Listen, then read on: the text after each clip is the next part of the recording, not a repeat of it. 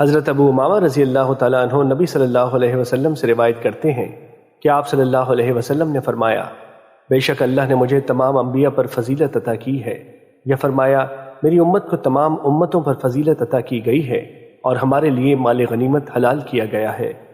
مشکات المصابیح حدیث نمبر 4001۔ حضرت انس رضی اللہ تعالیٰ عنہ بیان کرتے ہیں، رسول اللہ صلی اللہ علیہ وسلم نے غزوہ حنین کے موقع پر فرمایا، جس نے کسی کافر کو قتل کیا تو اس کا ساز و سامان اسی کا ہے۔ ابو طلحہ رضی اللہ تعالیٰ عنہ نے اس روز 20 آدمی قتل کیے اور انہوں نے ان کا ساز و سامان لے لیا۔ مشکات المصابیح حدیث نمبر 4002۔ حضرت عوف بن مالک اشجعی اور حضرت خالد بن ولید رضی اللہ تعالیٰ عنہ سے روایت ہے کہ رسول اللہ صلی اللہ علیہ وسلم نے جنگ میں قتل ہو جانے والے شخص کے ساز و سامان کے بارے میں فیصلہ فرمایا کہ وہ اس کے قاتل کا ہے، اور آپ نے مقتول کے ساز و سامان سے خمس نہیں نکالا۔ مشکات المصابیح حدیث نمبر 4003۔ حضرت ابو لہم کے آزاد کردہ غلام عمیر بیان کرتے ہیں، میں اپنے مالکوں کے ساتھ غزوہ خیبر میں شریک تھا، انہوں نے میرے بارے میں رسول اللہ صلی اللہ علیہ وسلم سے بات کی اور انہوں نے آپ کو بتایا کہ میں ایک غلام ہوں۔ آپ نے میرے متعلق حکم فرمایا تو مجھے تلوار حمائل کی گئی اور میں اسے گھسیٹ رہا تھا۔ آپ صلی اللہ علیہ وسلم نے گھریلو سامان میں سے مجھے کچھ دینے کا حکم فرمایا۔ میں نے آپ کو ایک دم سنایا جو کہ میں دیوانوں پر کیا کرتا تھا۔ آپ نے اس میں سے کچھ الفاظ ترک کر دینے اور کچھ رکھ لینے کا حکم دیا۔ مشکات المصابیح حدیث نمبر 4005۔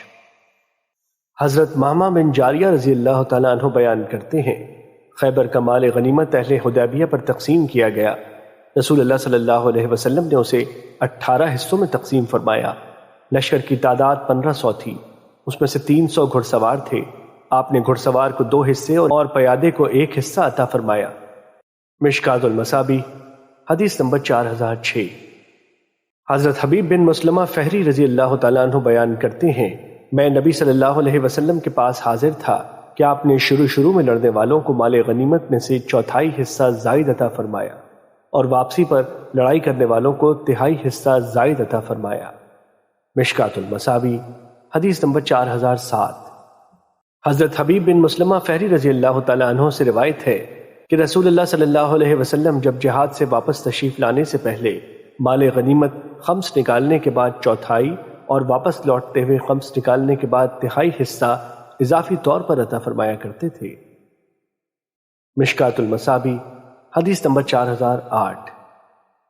حضرت ابو جویریہ جرمی رضی اللہ تعالیٰ عنہ بیان کرتے ہیں، معاویہ کے دور امارت میں روم کی سرزمین پر مجھے ایک سرخ گھڑا ملا جس میں دینار تھے۔ رسول اللہ صلی اللہ علیہ وسلم کے مان بن یزید نامی صحابی ہمارے امیر تھے جو کہ بنو سلیم قبیلے سے تھے۔ میں نے وہ گھڑا ان کی خدمت میں پیش کر دیا، انہوں نے اسے مسلمانوں کے مابین تقسیم کر دیا اور مجھے بھی سب کے برابر ہی حصہ دیا۔ پھر فرمایا، اگر میں نے رسول اللہ صلی اللہ علیہ وسلم سے یہ نہ سنا ہوتا کہ خمس نکالنے کے بعد اضافی حصہ دیا جائے گا تو میں تمہیں ضرور دیتا۔ مشکات المصابیح حدیث نمبر 4009۔ حضرت ابو موسیٰ اشعری رضی اللہ تعالیٰ عنہ بیان کرتے ہیں، ہم حبشہ سے واپس آئے تو ہماری رسول اللہ صلی اللہ علیہ وسلم سے اس وقت ملاقات ہوئی جب خیبر فتح ہو چکا تھا۔ آپ نے ہمارا حصہ بھی مقرر فرمایا، یا یوں کہیے آپ نے ہمیں عطا فرمایا۔ آپ نے خیبر میں حاصل ہونے والے مال غنیمت میں سے یا تو ان لوگوں کو حصہ دیا جو اس غزوے میں شریک تھے، یا پھر ہمارے کشتی کے ساتھیوں یعنی جعفر اور ان کے رفقا کو دیا۔ مشکات المصابیح حدیث نمبر 4010۔ حضرت یزید بن خالد رضی اللہ تعالیٰ عنہ سے روایت ہے کہ غزوہ خیبر کے موقع پر رسول اللہ صلی اللہ علیہ وسلم کا ایک ساتھی فوت ہو گیا۔ صحابہ نے اس کا تذکرہ رسول اللہ صلی اللہ علیہ وسلم سے کیا تو آپ نے فرمایا، اپنے ساتھی کی نماز جنازہ پڑھو۔ یہ سن کر صحابہ کے چہروں کا رنگ متغیر ہو گیا۔ آپ نے فرمایا، تمہارے ساتھی نے مال غنیمت میں خیانت کی ہے۔ ہم نے اس کے سامان کی تلاشی لی تو ہم نے اس میں یہود کا ایک نگینہ پایا جس کی قیمت 2 درہم کے برابر بھی نہیں تھی۔ مشکات المصابیح حدیث نمبر 4011۔ حضرت عبداللہ بن عمرو رضی اللہ تعالیٰ عنہ بیان کرتے ہیں، جب رسول اللہ صلی اللہ علیہ وسلم کو مال غنیمت ملتا تو آپ حضرت بلال رضی اللہ تعالیٰ عنہ کو حکم فرماتے تو وہ عام اعلان کرتے جس پر صحابہ کرام وہ مال غنیمت لے کر حاضر ہوتے جو ان کے پاس ہوتا۔ آپ اس میں سے خمس نکالتے اور اسے تقسیم کرتے۔ چنانچہ ایک آدمی اس سے ایک روز بعد بالوں سے بنی ہوئی ایک لگام لے کر آیا اور عرض کیا، اللہ کے رسول، مال غنیمت میں ملنے والے مال میں یہ بھی تھی۔ آپ نے فرمایا کہ تم نے بلال کو 3 مرتبہ اعلان کرتے ہوئے سنا تھا؟ اس نے عرض کیا، جی ہاں۔ آپ نے فرمایا تو پھر کس چیز نے تجھے اسے لانے سے منع کیا؟ اس نے معذرت پیش کی، لیکن آپ صلی اللہ علیہ وسلم نے فرمایا، اب تم اسے قیامت کے روز لاؤ گے، میں اسے تم سے ہرگز قبول نہیں کروں گا۔ مشکات المصابیح حدیث نمبر 4012۔ حضرت ابو امامہ رضی اللہ تعالیٰ عنہ نبی صلی اللہ علیہ وسلم سے روایت کرتے ہیں کہ آپ صلی اللہ علیہ وسلم نے حصوں کی تقسیم سے پہلے انہیں بیچنے سے منع فرمایا۔ مشکات المصابیح حدیث نمبر 4016۔ حضرت خولہ بنت قیس رضی اللہ تعالیٰ عنہ بیان کرتی ہیں، میں نے رسول اللہ صلی اللہ علیہ وسلم کو فرماتے ہوئے سنا، یہ مال غنیمت خوش منظر اور خوش ذائقہ ہے، چنانچہ جس نے اسے بقدر استحقاق حاصل کیا تو وہ اس کے لیے باعث برکت بنا دیا جائے گا، اور بہت سے لوگ جو اللہ اور اس کے رسول کے مال میں من پسند تصرف کرتے ہیں ان کے لیے روز قیامت آگ ہی ہے۔ مشکات المصابیح حدیث نمبر 4017۔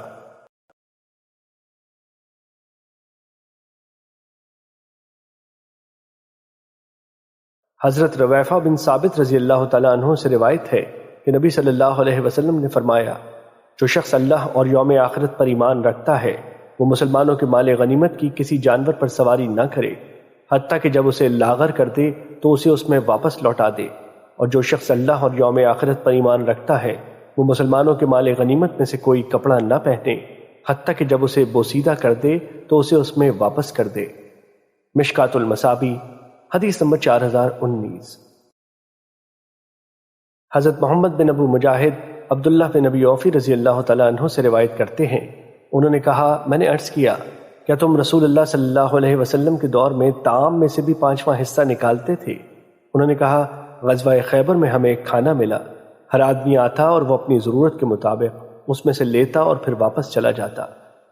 مشکات المصابیح حدیث نمبر 4020۔ حضرت ابن عمر رضی اللہ تعالیٰ عنہ سے روایت ہے کہ رسول اللہ صلی اللہ علیہ وسلم کے زمانے میں ایک لشکر کو کھانا اور شہد ملا تو ان میں سے خمس نہ لیا گیا۔ مشکات المصابیح حدیث نمبر 4021۔ حضرت عبادہ بن صامت رضی اللہ تعالیٰ عنہ سے روایت ہے کہ نبی صلی اللہ علیہ وسلم فرمایا کرتے تھے، دھاگا اور سوئی بھی مال غنیمت میں جمع کرا دو اور خیانت سے بچو، کیونکہ روز قیامت وہ خیانت کرنے والے کے لیے باعث عار ہوگی۔ مشکات المصابیح حدیث نمبر 4023۔ حضرت امام نسائی نے اسے عمرو بن شعیب عن ابیہ عن جدہ کی سند سے روایت کیا ہے۔ مشکات المصابیح حدیث نمبر 4024۔ حضرت عمرو بن شعیب اپنے والد سے اور وہ اپنے دادا سے روایت کرتے ہیں، انہوں نے کہا، نبی صلی اللہ علیہ وسلم اونٹ کے قریب ہوئے تو آپ نے اس کی کوہان سے ایک بال پکڑا، پھر فرمایا، لوگو، اس مال غنیمت سے میرے لیے کوئی چیز نہیں اور یہ بال تک بھی نہیں۔ آپ نے اپنی انگلی اٹھائی، البتہ خمس، اور خمس بھی تمہیں ہی لوٹا دیا جائے گا، تم دھاگا اور سوئی تک جمع کرا دو۔ چنانچہ ایک آدمی کھڑا ہوا تو اس کے ہاتھ میں بالوں کا ایک ٹکڑا سا تھا۔ اس نے عرض کیا، میں نے اسے جھل کو صحیح کرنے کے لیے لیا تھا۔ نبی صلی اللہ علیہ وسلم نے فرمایا، وہ چیز جو میری اور بنو عبد المطلب کی ہے وہ تیرے لیے ہے۔ اس آدمی نے کہا، اگر معاملہ اس قدر سنگین ہے تو مجھے اس کی کوئی ضرورت نہیں، اور اس نے اسے پھینک دیا۔ مشکات المصابیح حدیث نمبر 4025۔ حضرت عمرو بن ابصر رضی اللہ تعالیٰ عنہ بیان کرتے ہیں، رسول اللہ صلی اللہ علیہ وسلم نے مال غنیمت کے اونٹ کی طرف رخ کر کے ہمیں نماز پڑھائی، اور جب آپ نے سلام پھیرا تو آپ صلی اللہ علیہ وسلم نے اونٹ کے پہلو سے چند بال پکڑے، پھر فرمایا، تمہارے اموال غنیمت میں سے خمس کے علاوہ میرے لیے اتنی چیز بھی حلال نہیں، جبکہ خمس بھی تمہارے مصالح پر خرچ کیا جاتا ہے۔ مشکات المصابیح حدیث نمبر 4026۔ حضرت جبیر بن مطعم رضی اللہ تعالیٰ عنہ بیان کرتے ہیں، جب رسول اللہ صلی اللہ علیہ وسلم نے رشتہ داروں کا حصہ بنو ہاشم اور بنو مطلب کے درمیان تقسیم کر دیا تو میں اور حضرت عثمان بن عفان رضی اللہ تعالیٰ عنہ آپ کی خدمت میں حاضر ہوئے اور ہم نے عرض کیا، اللہ کے رسول، بنو ہاشم قبیلے کے ہمارے یہ بھائی آپ کے مقام و مرتبے کی وجہ سے ان کی فضیلت کا ہمیں انکار نہیں، کیونکہ اللہ نے آپ کو ان میں پیدا فرمایا۔ بنو مطلب کے ہمارے بھائیوں کے بارے میں بتائیں کہ آپ نے انہیں عطا فرما دیا جبکہ ہمیں چھوڑ دیا، حالانکہ ہماری اور ان کی قرابت ایک ہی ہے۔ رسول اللہ صلی اللہ علیہ وسلم نے یہ سن کر اپنی انگلیوں کو ایک دوسرے میں داخل کر کے فرمایا، بنو ہاشم اور بنو مطلب اس طرح ایک چیز ہے۔ ابو داؤد اور نسائی کی روایت اسی طرح ہے، اور اس میں ہے ہم اور بنو مطلب نہ تو دور جاہلیت میں الگ تھے اور نہ اسلام میں الگ ہیں، اور ہم اور وہ ایک چیز ہیں۔ آپ صلی اللہ علیہ وسلم نے اپنے ایک ہاتھ کی انگلیاں دوسرے ہاتھ کی انگلیوں میں ڈالیں۔ مشکات المصابیح حدیث نمبر 4027۔ حضرت عبد الرحمن بن عوف رضی اللہ تعالیٰ عنہ بیان کرتے ہیں، میں غزوہ بدر کے روز صف میں کھڑا تھا۔ میں نے اپنے دائیں بائیں دیکھا تو میں انصار کے 2 نوعمر لڑکوں کے درمیان تھا۔ میں نے تمنا کی کہ میں ان دونوں سے زیادہ قوی آدمیوں کے درمیان ہوتا۔ اتنے میں ان میں سے ایک نے مجھے اشارہ کرتے ہوئے پوچھا، چچا جان، آپ ابو جہل کو جانتے ہیں؟ میں نے کہا ہاں، لیکن بھتیجے تمہیں اس سے کیا کام؟ اس نے کہا، مجھے پتہ چلا ہے کہ وہ رسول اللہ صلی اللہ علیہ وسلم کو گالیاں دیتا ہے۔ اس ذات کی قسم جس کے ہاتھ میں میری جان ہے، اگر میں نے اسے دیکھ لیا تو میں الگ نہیں ہوں گا حتیٰ کہ ہم سے جلد اجل کو پہنچنے والا فوت ہو جائے۔ اس کی اس بات سے مجھے بہت تعجب ہوا۔ بیان کرتے ہیں، پھر دوسرے نے مجھے اشارہ کیا اور اس نے بھی مجھ سے وہی بات کی۔ اتنے میں نے ابو جہل کو لوگوں میں چکر لگاتے ہوئے دیکھا تو میں نے کہا، کیا تم دیکھ نہیں رہے یہ وہی شخص ہے جس کے بارے میں تم مجھ سے پوچھ رہے تھے؟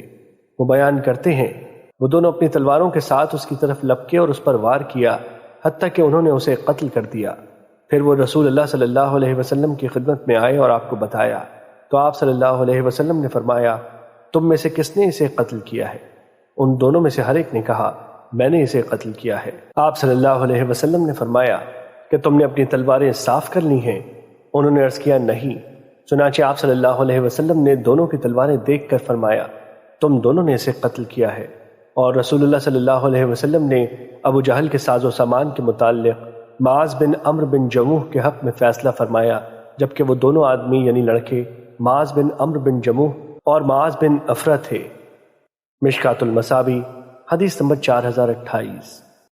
حضرت انس رضی اللہ تعالیٰ عنہ بیان کرتے ہیں، بدر کے دن رسول اللہ صلی اللہ علیہ وسلم نے فرمایا، کون دیکھ کر ہمیں یہ بتائے گا کہ ابو جہل کس حالت میں ہے؟ ابن مسعود رضی اللہ تعالیٰ عنہ گئے تو انہوں نے دیکھا کہ افرا کے دونوں بیٹوں نے اس پر حملہ کیا ہے، جس کی وجہ سے وہ ٹھنڈا یعنی قریب المرگ ہو گیا ہے۔ راوی بیان کرتے ہیں، انہوں نے اسے داڑھی سے پکڑ کر کہا، تو ابو جہل ہے؟ اس نے کہا، تم نے ایک آدمی ہی تو قتل کیا ہے۔ ایک دوسری روایت میں ہے، اس نے کہا، کاش کوئی غیر کا شکار مجھے قتل کرتا۔ مشکات المصابیح حدیث نمبر 4029۔ حضرت سعد بن ابی وقاص رضی اللہ تعالیٰ عنہ بیان کرتے ہیں، رسول اللہ صلی اللہ علیہ وسلم نے ایک جماعت کو کچھ دیا اور میں بیٹھا ہوا تھا۔ رسول اللہ صلی اللہ علیہ وسلم نے ان میں سے ایک آدمی کو چھوڑ دیا، وہ مجھے ان میں سے زیادہ پسندیدہ تھا۔ چنانچہ میں کھڑا ہوا اور عرض کیا، فلاں شخص کے بارے میں آپ کا کیا خیال ہے؟ اللہ کی قسم میں اسے مومن سمجھتا ہوں۔ رسول اللہ صلی اللہ علیہ وسلم نے فرمایا، بلکہ میں اسے مسلمان سمجھتا ہوں۔ حضرت سعد رضی اللہ تعالیٰ عنہ نے 3 بار ایسے ہی عرض کیا اور آپ نے انہیں ایسے ہی جواب ارشاد فرمائے۔ پھر آپ صلی اللہ علیہ وسلم نے فرمایا، بے شک میں آدمی کو دیتا ہوں، جبکہ دوسرا شخص جسے میں نہیں دیتا اس کی نسبت مجھے زیادہ پیارا ہوتا ہے۔ اس اندیشے کے پیش نظر دیتا ہوں کہ وہ اپنے چہرے کے بل جہنم میں نہ ڈالا جائے۔ اور صحیحین کی روایت میں ہے، امام زہری نے فرمایا، ہم سمجھتے ہیں کہ اسلام کلمہ ہے جبکہ ایمان عمل صالح ہے۔ مشکات المصابیح حدیث نمبر 4030۔ حضرت ابن عمر رضی اللہ تعالیٰ عنہ سے روایت ہے کہ غزوہ بدر کے روز رسول اللہ صلی اللہ علیہ وسلم کھڑے ہوئے اور فرمایا، بے شک عثمان اللہ اور اس کے رسول کے کام سے گئے ہوئے ہیں اور میں ان کی بیعت کرتا ہوں۔ پھر رسول اللہ صلی اللہ علیہ وسلم نے ان کے لیے حصہ مقرر فرمایا، جبکہ آپ نے ان کے علاوہ کسی اور غیر حاضر شخص کے لیے حصہ مقرر نہیں فرمایا۔ مشکات المصابیح حدیث نمبر 4031۔ حضرت رافع بن خدیج رضی اللہ تعالیٰ عنہ بیان کرتے ہیں، رسول اللہ صلی اللہ علیہ وسلم مال غنیمت کی تقسیم میں ایک اونٹ کے بدلے میں 10 بکریاں مقرر فرمایا کرتے تھے۔ مشکات المصابیح حدیث نمبر 4032۔ حضرت ابو ہریرہ رضی اللہ تعالیٰ عنہ بیان کرتے ہیں، رسول اللہ صلی اللہ علیہ وسلم نے فرمایا، انبیاء میں سے کسی ایک نبی نے جہاد کیا تو انہوں نے اپنی قوم سے فرمایا، وہ شخص میرے ساتھ نہ جائے جس نے شادی کی اور وہ اسے اپنے گھر لانا چاہتا ہے مگر وہ اسے تاحال اپنے گھر نہیں لا سکا، اور وہ شخص بھی میرے ساتھ نہ جائے جس نے گھر بنایا اور اس نے اس کی چھتیں بلند نہیں کی اور نہ وہ شخص میرے ساتھ جائے جس نے بکری یا حاملہ اونٹنی خریدی ہے اور وہ اس کے بچے کا منتظر ہے۔ انہوں نے جہاد کا ارادہ کیا اور وہ نماز عصر یا اس کے قریب اس بستی کے قریب پہنچے جس کے ساتھ جہاد کرنا تھا، اور انہوں نے سورج سے فرمایا تو بھی مامور ہے اور میں بھی مامور ہوں، اے اللہ اسے ٹھہرا دے، لہٰذا اسے ٹھہرا دیا گیا حتیٰ کہ اللہ نے انہیں فتح عطا فرمائی۔ انہوں نے مال غنیمت جمع کیا، آگ اسے جلانے کے لیے آئی مگر اس نے اسے نہ جلایا۔ انہوں نے فرمایا تم میں سے کوئی خائن ہے، ہر قبیلے سے ایک آدمی میری بیعت کرے۔ ایک آدمی کا ہاتھ ان کے ہاتھ کے ساتھ چمٹ گیا۔ نبی نے فرمایا تم میں خائن ہے۔ وہ گائے کے سر کے برابر سونے کا ایک سر لائے اور اسے مال غنیمت میں رکھا گیا، پھر آگ آئی اور اسے کھا گئی۔ اور ایک روایت میں یہ زیادہ نقل کیا ہے، ہم سے پہلے مال غنیمت کسی کے لیے حلال نہیں تھا، پھر اللہ نے ہمارے لیے مال غنیمت حلال فرما دیا۔ اس نے ہماری کمزوری اور عاجزی دیکھی تو اسے ہمارے لیے حلال قرار دے دیا۔ مشکات المصابیح حدیث نمبر 4033۔ حضرت ابن عباس رضی اللہ تعالیٰ عنہ بیان کرتے ہیں، حضرت عمر رضی اللہ تعالیٰ عنہ نے مجھے حدیث بیان کی۔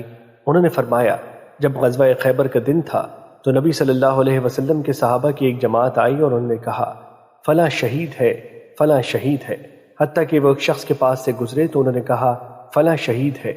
رسول اللہ صلی اللہ علیہ وسلم نے فرمایا ہرگز نہیں، میں نے اسے ایک چادر کی وجہ سے جو اس نے خیانت کی تھی جہنم میں دیکھا ہے۔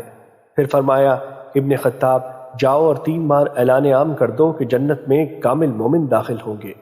وہ بیان کرتے ہیں میں نکلا اور 3 بار اعلان کیا سن لو جنت میں صرف مومن ہی جائیں گے۔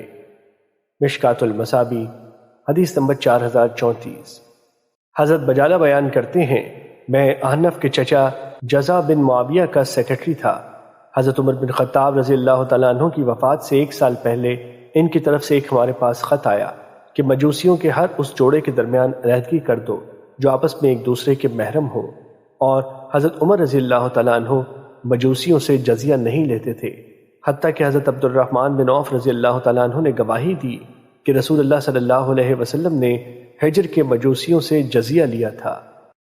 مشکات المصابیح حدیث نمبر 4035۔ حضرت عقبہ بن عامر رضی اللہ تعالیٰ عنہ بیان کرتے ہیں میں نے عرض کیا اللہ کے رسول ہم کسی قوم کے پاس سے گزرتے ہیں تو وہ نہ تو ہماری مہمان نوازی کرتے ہیں اور نہ وہ ہمیں ہمارا حق دیتے ہیں جو ان پر عائد ہوتا ہے، اور ہم بھی ان سے اپنا حق زبردستی حاصل نہیں کرتے۔ رسول اللہ صلی اللہ علیہ وسلم نے فرمایا اگر وہ انکار کریں اور تمہیں زبردستی لینا پڑے تو لو۔ مشکات المصابیح حدیث نمبر 4040۔ حضرت مسور بن مخرمہ اور حضرت مروان بن حکم بیان کرتے ہیں نبی صلی اللہ علیہ وسلم صلح حدیبیہ کے سال حضرت اسلم سے روایت ہے کہ حضرت عمر بن خطاب رضی اللہ تعالیٰ عنہ نے سونے والوں پر 4 دینار اور چاندی والوں پر 40 درہم جزیہ مقرر فرمایا، اس کے ساتھ ساتھ مسلمانوں کی ضروریات زندگی اور 3 دن کی ضیافت۔ مشکات المصابیح حدیث نمبر 4041۔ حضرت مسور بن مخرمہ اور حضرت مروان بن حکم بیان کرتے ہیں نبی صلی اللہ علیہ وسلم صلح حدیبیہ کے سال اپنے 1000 سے چند سینکڑے زیادہ صحابہ کے ساتھ روانہ ہوئے۔ جب آپ ذوالحلیفہ پہنچے تو آپ نے قربانی کے جانوروں کے گلے میں قلادہ ڈالا، قربانی کا نشان لگایا اور اسی جگہ سے عمرے کا احرام باندھا اور چل پڑے، حتیٰ کہ جب آپ سنیہ پر پہنچے جہاں سے اتر کر اہل مکہ تک پہنچا جاتا تھا وہاں آپ کی سواری آپ کو لے کر بیٹھ گئی۔ لوگوں نے ہل ہل کہہ کر اٹھانے کی کوشش کی اور کہا کہ قصوہ کسی عذر کے بغیر اڑی کر گئی۔ نبی صلی اللہ علیہ وسلم نے فرمایا قصوہ نے اڑی نہیں کی اور اس کا یہ مزاج بھی نہیں، لیکن ہاتھیوں کو روکنے والے نے اسے روک لیا۔ پھر فرمایا اس ذات کی قسم جس کے ہاتھ میں میری جان ہے اور وہ اللہ کی حرمات کو تعظیم کرنے کے متعلق مجھ سے جو مطالبہ کریں گے میں وہی تسلیم کروں گا۔ پھر آپ نے اونٹنی کو ڈانٹا اور وہ تیزی کے ساتھ اٹھ کھڑی ہوئی۔ آپ اہل مکہ کی گزرگاہ چھوڑ کر حدیبیہ کے آخری کنارے پر اترے جہاں برائے نام پانی تھا۔ لوگ وہاں سے تھوڑا تھوڑا پانی حاصل کرنے لگے اور تھوڑی دیر میں انہوں نے سارا پانی اس کنویں سے کھینچ لیا، اور رسول اللہ صلی اللہ علیہ وسلم کی خدمت میں پیاس کی شکایت کی تو آپ نے اپنے ترکش سے تیر نکالا، پھر انہیں حکم فرمایا کہ وہ اسے اس پانی میں رکھ دیں۔ اللہ کی قسم ان کے لیے پانی خوب ابلتا رہا حتیٰ کہ وہ اس جگہ سے آسودہ ہو کر واپس ہوئے۔ وہ اسی اثنا میں تھے کہ حدیل بن ورقہ خزائی خزاعہ کے کچھ لوگوں کے ساتھ آیا۔ پھر عروہ بن مسعود آپ صلی اللہ علیہ وسلم کے پاس آیا اور حدیث کو آگے بیان کیا کہ سہیل بن عمرو آیا تو نبی صلی اللہ علیہ وسلم نے فرمایا لکھو یہ وہ معاہدہ ہے جس پر محمد رسول اللہ صلی اللہ علیہ وسلم نے صلح کی۔ اس پر سہیل نے کہا، اگر ہمیں یقین ہوتا کہ آپ اللہ کے رسول ہیں تو ہم آپ کو بیت اللہ سے کیوں روکتے اور آپ سے قتال کیوں کرتے، بلکہ آپ محمد بن عبداللہ لکھیں۔ راوی بیان کرتے ہیں، نبی صلی اللہ علیہ وسلم نے فرمایا، اللہ کی قسم میں اللہ کا رسول ہوں، اگرچہ تم نے میری تکذیب کی ہے، اچھا لکھو محمد بن عبداللہ۔ پھر سہیل نے کہا، اور اس شرط پر معاہدہ ہے کہ اگر ہماری طرف سے کوئی آدمی خواہ وہ آپ کے دین پر ہو آپ کے پاس آئے گا، آپ اسے ہمیں لوٹائیں گے۔ جب تحریر سے فارغ ہوئے تو رسول اللہ صلی اللہ علیہ وسلم نے اپنے صحابہ سے فرمایا، کھڑے ہو جاؤ، قربانی کرو، پھر سر منڈاؤ۔ پھر مومن عورتیں آئیں تو اللہ تعالیٰ نے یہ آیت نازل فرمائی۔ ترجمہ: اے اہل ایمان، جب مومن عورتیں ہجرت کر کے آپ کے پاس آئیں، اللہ تعالیٰ نے انہیں منع فرمایا کہ وہ ان مومن عورتوں کو کفار کی طرف واپس نہ کریں، اور انہیں حکم فرمایا کہ وہ حق مہر واپس کر دیں۔ پھر آپ مدینہ تشریف لے آئے تو قریش کے ابو بصیر جو کہ مسلمان تھے آپ صلی اللہ علیہ وسلم کی خدمت میں پہنچ گئے۔ قریش نے ان کی تلاش میں 2 آدمی بھیجے تو آپ صلی اللہ علیہ وسلم نے انہیں ان کے حوالے کر دیا۔ وہ انہیں لے کر وہاں سے روانہ ہوئے، حتیٰ کہ جب وہ ذوالحلیفہ کے مقام پر پہنچے تو انہوں نے وہاں پڑاؤ ڈالا اور کھجوریں کھانے لگے۔ ابو بصیر رضی اللہ تعالیٰ عنہ نے ان دونوں میں سے ایک سے کہا، اے فلاں، اللہ کی قسم تمہاری یہ تلوار بہت عمدہ ہے، مجھے دکھاؤ میں بھی دیکھوں۔ اس شخص نے ان کو تلوار دے دی تو انہوں نے اسے ایک ایسی ضرب لگائی کہ اس کا کام تمام کر دیا، جبکہ دوسرا فرار ہو کر مدینہ پہنچ گیا اور دوڑتا ہوا مسجد نبوی میں داخل ہو گیا۔ نبی صلی اللہ علیہ وسلم نے فرمایا، اس شخص نے کوئی خوف زدہ منظر دیکھا ہے، اور اس نے کہا، اللہ کی قسم میرا ساتھی قتل کر دیا گیا ہے اور میں قتل کیا ہی جانے والا ہوں۔ اتنے میں وہ بصیر بھی آ گئے تو نبی صلی اللہ علیہ وسلم نے فرمایا، اس کی ماں برباد ہوئی، اگر ساتھی مل جائے تو یہ لڑائی کی آگ بھڑکا دے گا۔ جب انہوں نے یہ سنا تو وہ سمجھ گئے کہ آپ مجھے ان کے حوالے کر دیں گے۔ وہ وہاں سے نکل کر ساحل سمندر پر آ گئے۔ راوی بیان کرتے ہیں، ابو جندل بن سہل رضی اللہ تعالیٰ عنہ بھی مکے سے بھاگے اور ابو بصیر سے آ ملے۔ اب قریش کا جو بھی آدمی اسلام لا کر بھاگتا تو وہ ابو بصیر سے آ ملتا، حتیٰ کہ ان کی ایک جماعت بن گئی۔ اللہ کی قسم ان کو ملک شام کے لیے روانہ ہونے والے کسی بھی قریش قافلے کا پتہ چلتا تو اس سے چھیڑ چھاڑ کرتے، انہیں قتل کرتے اور ان کا مال چھین لیتے۔ قریش نے نبی صلی اللہ علیہ وسلم کو اللہ اور رشتہ داری کا واسطہ دیتے ہوئے یہ پیغام بھیجا کہ آپ انہیں اپنے پاس بلا لیں، اب جو شخص آپ کے پاس آ جائے تو وہ مامون رہے گا۔ اس پر نبی صلی اللہ علیہ وسلم نے انہیں اپنے پاس بلا بھیجا۔ مشکات المصابیح، حدیث نمبر 4042۔ حضرت برا بن عازب رضی اللہ تعالیٰ عنہ بیان کرتے ہیں، نبی صلی اللہ علیہ وسلم نے حدیبیہ کے روز مشرکین سے 3 شرائط پر صلح کی۔ مشرکین میں سے جو شخص آپ کے پاس آئے گا اسے واپس کیا جائے گا، اور مسلمانوں کی طرف سے جو ان کے پاس آئے گا تو اسے واپس نہیں کیا جائے گا، اور وہ اگلے سال مکہ آئیں گے اور 3 دن قیام کریں گے، اور وہ اپنا اسلحہ، تلوار، کمان وغیرہ چھپا کر نیام میں بند کر کے لائیں گے۔ اتنے میں ابو جندل رضی اللہ تعالیٰ عنہ اپنی بیڑیوں میں جکڑے ہوئے آئے تو آپ صلی اللہ علیہ وسلم نے انہیں واپس کر دیا۔ مشکات المصابیح، حدیث نمبر 4043۔ حضرت انس رضی اللہ تعالیٰ عنہ سے روایت ہے کہ قریش نے نبی صلی اللہ علیہ وسلم سے صلح کی تو انہوں نے نبی صلی اللہ علیہ وسلم سے یہ شرط عائد کی کہ تمہاری طرف سے جو شخص ہمارے پاس آئے گا تو ہم اسے تمہیں واپس نہیں کریں گے، اور جو شخص ہماری طرف سے تمہارے پاس آئے گا تو تم اسے ہمیں واپس کرو گے۔ صحابہ نے عرض کیا، اللہ کے رسول، کیا ہم یہ شرط لکھ دیں؟ آپ صلی اللہ علیہ وسلم نے فرمایا، ہاں، جو شخص ہماری طرف سے ان کی طرف جائے گا تو اللہ نے اسے دور کر دیا، اور جو شخص ان کی طرف سے ہمارے پاس آئے گا تو اللہ اس کے لیے عنقریب کوئی خلاصی کی راہ پیدا فرما دے گا۔ مشکات المصابیح، حدیث نمبر 4044۔ حضرت عائشہ رضی اللہ تعالیٰ عنہ نے خواتین کی بیعت کے بارے میں فرمایا کہ نبی صلی اللہ علیہ وسلم اس آیت کے مطابق اس کا امتحان لیا کرتے تھے۔ ترجمہ: اے نبی، جب مومن عورتیں آپ کے پاس آئیں اور اس بات پر آپ سے بیعت کریں تو ان میں سے جو ان شرائط کی پابندی کا اقرار کر لیتی تو آپ اسے فرماتے، میں نے تم سے بیعت لے لی۔ آپ ان سے بیعت فقط زبانی طور پر لیتے۔ اللہ کی قسم، بیعت کرتے وقت آپ کا ہاتھ کبھی کسی عورت کے ہاتھ سے نہیں لگا۔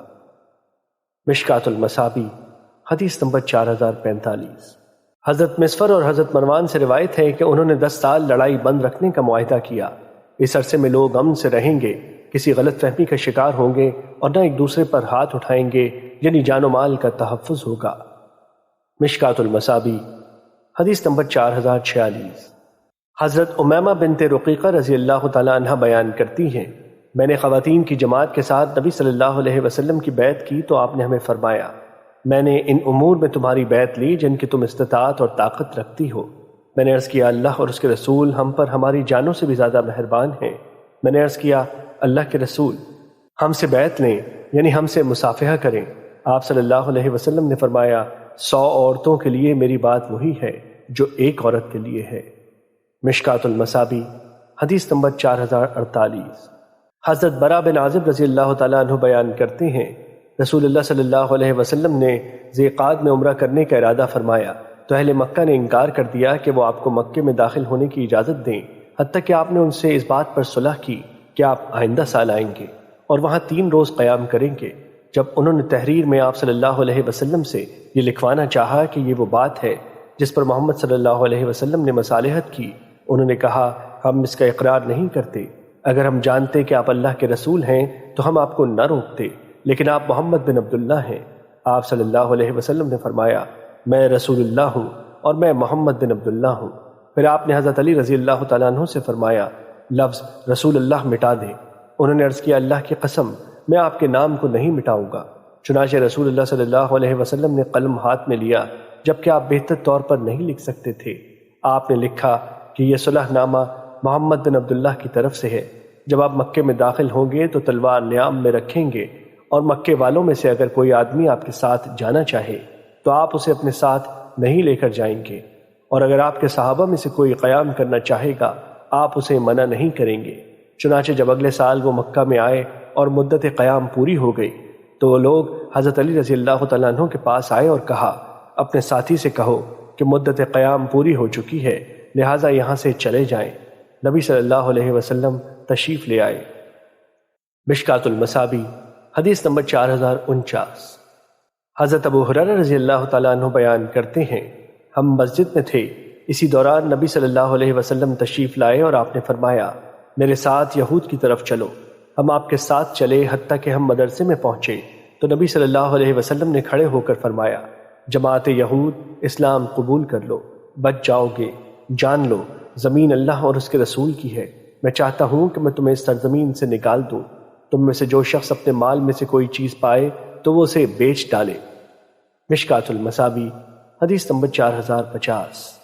حضرت ابن عمر رضی اللہ تعالیٰ عنہ بیان کرتے ہیں، حضرت عمر رضی اللہ تعالیٰ عنہ نے کھڑے ہو کر خطبہ دیا تو فرمایا رسول اللہ صلی اللہ علیہ وسلم نے یہود خیبر کو ان کے اموال پر برقرار رکھا اور آپ نے فرمایا ہم تمہیں برقرار رکھیں گے جب تک اللہ تمہیں برقرار رکھے گا، اور میں انہیں نکالنے کا ارادہ رکھتا ہوں۔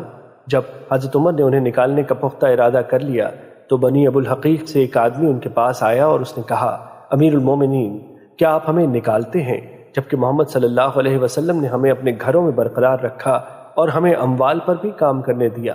اس پر حضرت عمر نے فرمایا تمہارا کیا خیال ہے کہ میں رسول اللہ صلی اللہ علیہ وسلم کے اس فرمان کو بھول گیا ہوں؟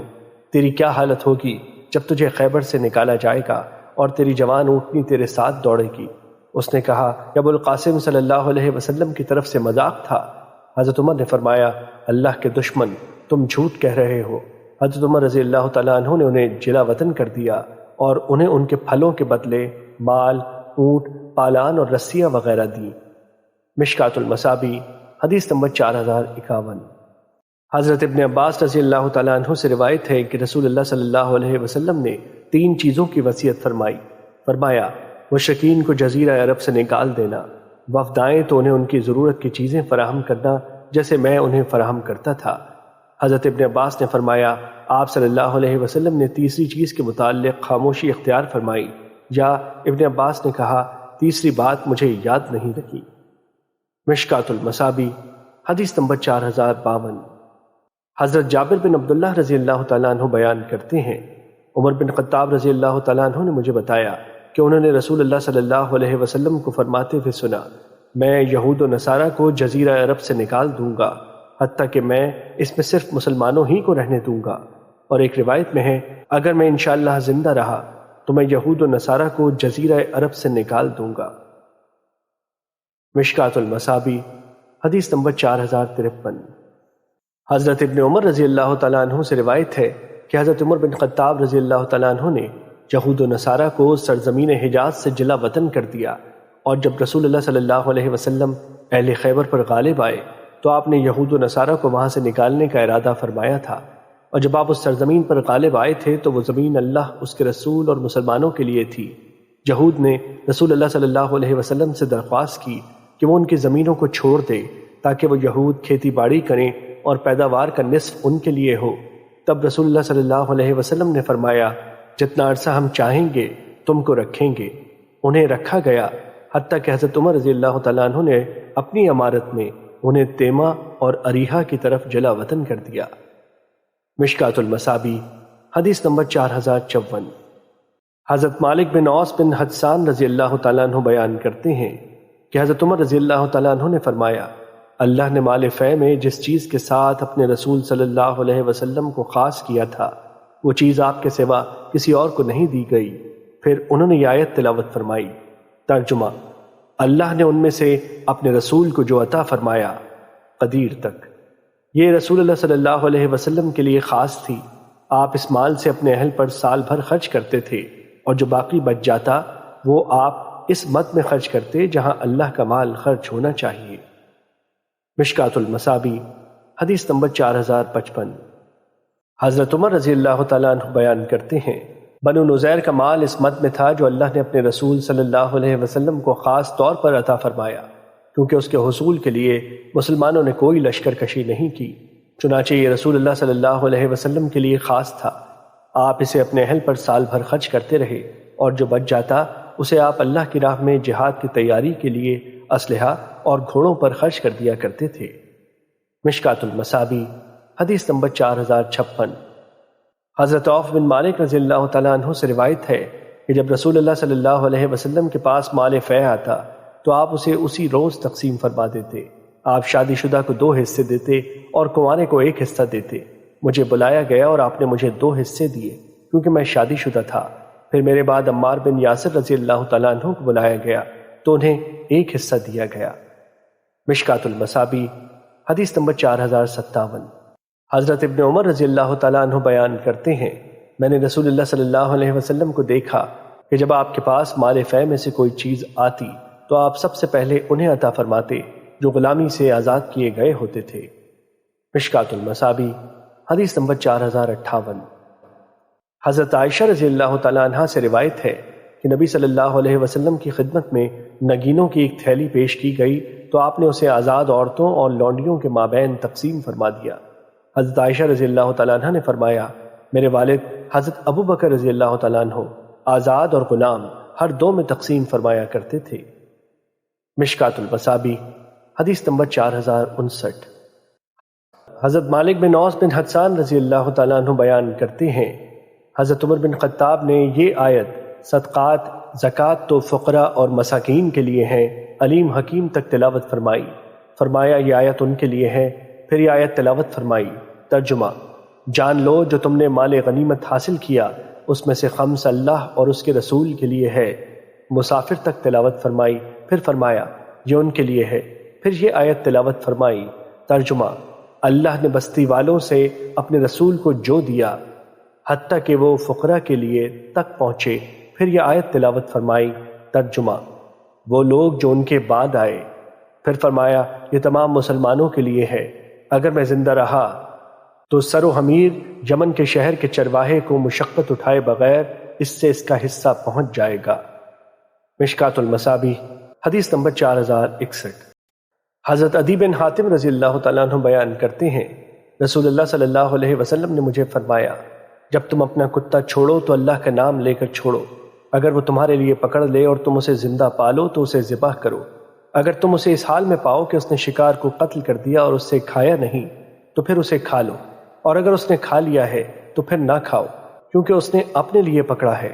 اگر تم اپنے کتے کے ساتھ دوسرا کتا دیکھو اور شکار کو مردہ پاؤ تو اسے مت کھاؤ، کیونکہ تم نہیں جانتے کہ ان دونوں میں سے کس نے قتل کیا۔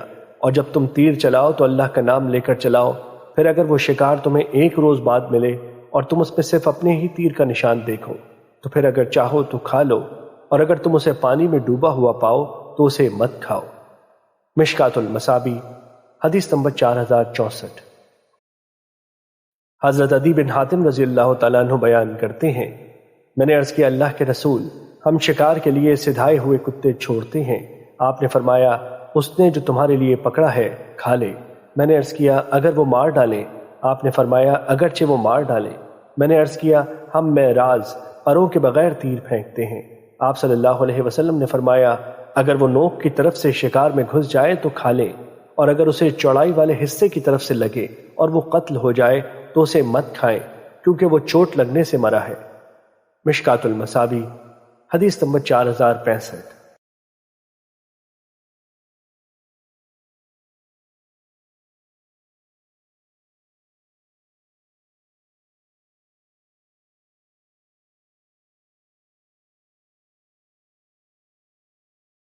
حضرت ابو ثعلبہ خشنی رضی اللہ تعالیٰ عنہ بیان کرتے ہیں، رسول اللہ صلی اللہ علیہ وسلم نے فرمایا جب تم نے اپنا تیر شکار پر پھینکا اور وہ شکار تیری نظروں سے اوجھل ہو گیا، پھر تم نے اسے پا لیا تو اگر وہ بدبودار نہیں ہوا تو اسے کھا سکتے ہو۔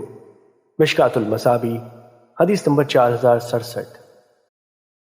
حضرت ابو ثعلبہ خشنی رضی اللہ تعالیٰ عنہ نبی صلی اللہ علیہ وسلم سے روایت کرتے ہیں، آپ صلی اللہ علیہ وسلم نے اس شخص کے بارے میں جو 3 روز بعد اپنا شکار پاتا ہے فرمایا اگر وہ بدبودار نہیں ہوا تو اسے کھا لے۔ مشکات المصابیح حدیث نمبر 4068۔ حضرت عائشہ رضی اللہ تعالیٰ عنہ بیان کرتی ہیں، صحابہ کرام رضی اللہ تعالیٰ عنہم نے عرض کیا اللہ کے رسول، یہاں کچھ ایسے لوگ ہیں جو نئے نئے مسلمان ہوئے ہیں، وہ ہمارے پاس گوشت لاتے ہیں، ہم نہیں جانتے کہ آیا وہ اس پر اللہ کا نام لیتے ہیں یا نہیں۔ آپ صلی اللہ علیہ وسلم نے فرمایا تم اللہ کا نام لو اور کھاؤ۔ مشکات المصابیح حدیث نمبر 4069۔ حضرت ابو طفیل عامر بن واصلہ بیان کرتے ہیں، حضرت علی رضی اللہ تعالیٰ عنہ سے دریافت کیا گیا کہ رسول اللہ صلی اللہ علیہ وسلم نے تمہیں کوئی خاص چیز عطا فرمائی؟ انہوں نے فرمایا آپ صلی اللہ علیہ وسلم نے ہمیں کوئی خاص ایسی چیز عطا نہیں فرمائی جو آپ نے دیگر لوگوں کو نہ بتائی ہو، البتہ یہ چیز ہے جو کہ میری تلوار کی نیام میں ہے۔ انہوں نے ایک صحیفہ نکالا، اس میں درج تھا غیر اللہ کے لیے ذبح کرنے والے پر اللہ لعنت کرے، زمین کے نشان یعنی حدود چوری کرنے والے پر اللہ لعنت کرے، اور ایک روایت میں ہے جس نے زمین کے نشانات یعنی ملکیتی حدود بدل ڈالے اللہ اس پر لعنت فرمائے، اپنے والد پر لعنت کرنے والے پر اللہ لعنت کرے، اور بدعتی شخص کو پناہ دینے والے شخص پر اللہ لعنت کرے۔ مشکات المصابیح حدیث نمبر 4070۔ حضرت رافع بن خدیج رضی اللہ تعالیٰ عنہ بیان کرتے ہیں، میں نے عرض کیا اللہ کے رسول، ہم کل دشمن سے ملاقات کرنے والے ہیں جبکہ ہمارے پاس چھریاں نہیں، کیا ہم سرکنڈے کے ساتھ ذبح کر لیں؟ آپ صلی اللہ علیہ وسلم نے فرمایا جو خون بہا دے اور جس پر اللہ کا نام لیا جائے اسے کھاؤ، جبکہ دانت اور ناخن کے ساتھ ذبح کرنا درست نہیں۔ اور میں تمہیں اس کے متعلق تفصیلاً بتاتا ہوں، دانت ہڈی ہے اور رہا ناخن تو وہ حبشیوں کی چھریاں ہیں۔ کفار پر حملہ کرنے کے بعد ہم کو اونٹ اور بکریاں ملی، ان میں سے ایک اونٹ بھاگ کھڑا ہوا تو ایک آدمی نے اس پر ایک تیر چلایا اور اسے روک لیا۔ اس پر رسول اللہ صلی اللہ علیہ وسلم نے فرمایا ان جانوروں میں بھی وحشی جانوروں کی طرح بھاگنے والے ہوتے ہیں، ان میں سے جو بے قابو ہو جائے تو تم اس کے ساتھ اسی طرح کیا کرو۔ مشکات المصابیح حدیث نمبر 4071۔ حضرت کعب بن مالک رضی اللہ تعالیٰ عنہ سے روایت ہے کہ ان کی بکریاں تھیں جو صلا پہاڑ پر چل رہی تھی۔ ہماری ایک لونڈی نے بکریوں میں سے ایک بکری کو مرنے کے قریب دیکھا تو اس نے ایک پتھر توڑا اور اس کے ساتھ اسے ذبح کر دیا۔ انہوں نے نبی صلی اللہ علیہ وسلم سے مسئلہ دریافت کیا تو آپ نے انہیں اس کے کھانے کا حکم فرمایا۔ مشکات المصابیح حدیث نمبر 4072۔ حضرت شداد بن اوس رضی اللہ تعالیٰ عنہ رسول اللہ صلی اللہ علیہ وسلم سے روایت کرتے ہیں، آپ صلی اللہ علیہ وسلم نے فرمایا بے شک اللہ نے ہر چیز پر احسان کرنا فرض کر دیا ہے، جب تم قتل کرو تو اچھے طریقے سے قتل کرو، جب تم ذبح کرو تو اچھے طریقے سے ذبح کرو، تم میں سے ہر ایک اپنی چھری تیز کر لے اور اپنے ذبیحہ کو آرام پہنچائے۔ مشکات المصابیح حدیث نمبر 4073۔ حضرت ابن عمر رضی اللہ تعالیٰ عنہ بیان کرتے ہیں، میں نے رسول اللہ صلی اللہ علیہ وسلم سے سنا آپ نے کسی چوپائے یا کسی اور چیز کو باندھ کر قتل کرنے سے منع فرمایا۔ مشکات المصابیح حدیث نمبر 4074۔ حضرت ابن عمر رضی اللہ تعالیٰ عنہ سے روایت ہے کہ نبی صلی اللہ علیہ وسلم نے اس شخص پر لعنت فرمائی جو کسی ذی روح چیز کو باندھ کر نشانے بازی کرے۔ مشکات المصابیح حدیث نمبر 4075۔